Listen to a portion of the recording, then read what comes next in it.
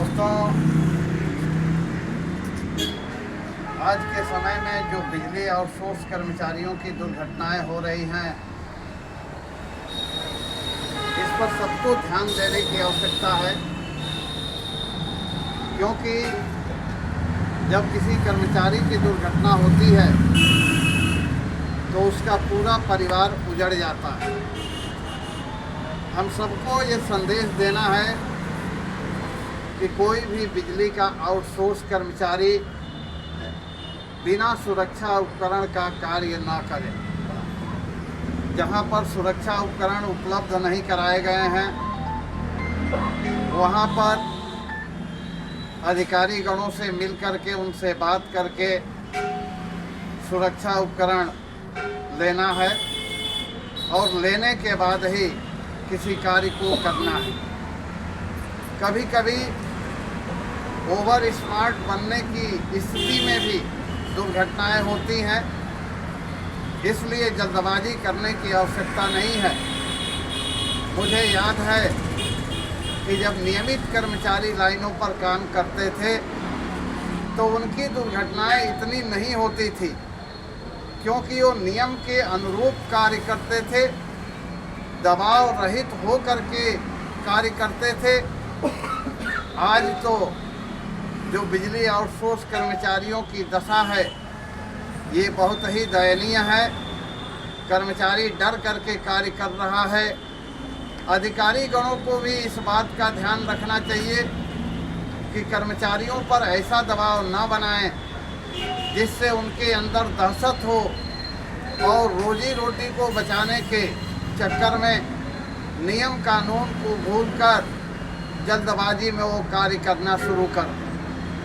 दोस्तों, जब नियमित कर्मचारियों द्वारा लाइन का कार्य किया जाता था तो मुझे ये बहुत अच्छी तरह से याद है कि कोई भी शटडाउन कोई भी लाइनमैन फ़ोन से नहीं लेता था, बिजली घर से शटडाउन लेता था और शिकायत पत्र ले करके उस संबंधित कंप्लेन को दूर करने के लिए जाता था। आज बहुत सी दुर्घटनाएं टेलीफोनिक बातचीत के कारण हो रही हैं। सुरक्षा उपकरण की भारी कमी है।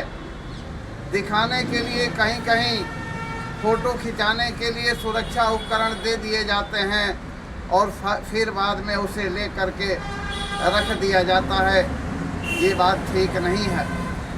बिजली आउटसोर्स कर्मचारियों के पास कार्य करने लायक ग्लव्स नहीं हैं और कुशल कर्मचारियों से कार्य कराया जा रहा है।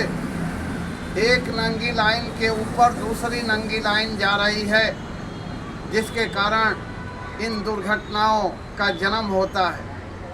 यदि इन सब बातों पर हम लोग विशेष ध्यान दें और सरकार के मंशा के अनुरूप, विभाग के मंशा के अनुरूप यदि हम लोग कार्य करें तो निश्चित तौर से मैं समझता हूं कि दुर्घटनाओं पर अंकुश लगेगा।